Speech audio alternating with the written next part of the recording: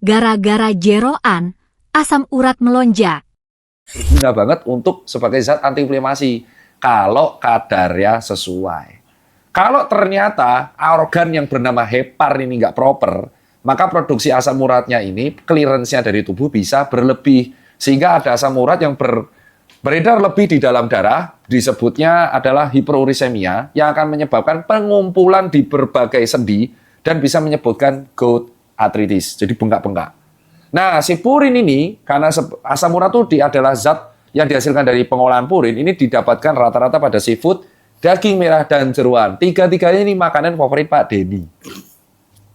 Jadi jawabannya adalah fakta. Maka artinya kalau kamu mau konsumsi jeroan, dan mau konsumsi daging merah, dan mengkonsumsi yang dinamakan seafood, pastikan kamu itu metabolismenya sehat, tidak ada gangguan pada hepar. Ya, dengan salah satunya adalah dengan cara olahraga. Itulah alasan kenapa orang-orang yang asam uratnya tinggi pada tubuhnya biasanya orangnya obesitas dan overweight, dan terjadi biasanya pada usia tua karena harus menuju proses belasan dan puluhan tahun sehingga metabolisme di enzim hatinya ini terganggu, baru terjadi keluar asam urat.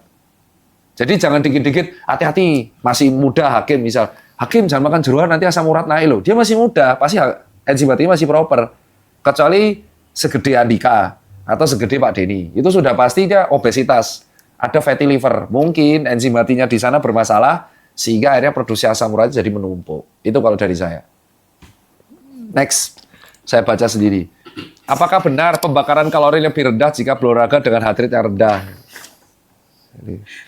Jawabannya sebenarnya ini pertanyaan yang ambigu ya. Intinya gini, kalau kamu olahraga, aktivitas yang dilakukan dengan heart rate yang rendah, ya, dan heart rate rendah itu beda-beda per orang. Sebenarnya mekanisme paling terbaik ya kita harus ngecek zona HR itu dengan pengetesan EKG atau treadmill test. Tetapi kalau untuk orang awam masih bisa menggunakan teori 220 dikurangi usia, walaupun sekarang udah nggak valid. Dan bisa gunakan smartwatch Anda masing-masing. Nah, ketika Anda melakukan olahraga di aktivitas heart rate yang rendah, mungkin masih di zona 2 kalian, yang hanya menggunakan 40-60% kemampuan heart rate maksimal Anda, itu biasanya dibakar pertama adalah fat, dibakar ya, dibakar. Cuman, pembakaran kalorinya kan lambat. Loh, kalau semakin tinggi HR-nya, semakin banyak kalori yang dibakar. Karena kalori adalah bahan bakar tubuh untuk menghasilkan energi. Ya, makanya capek.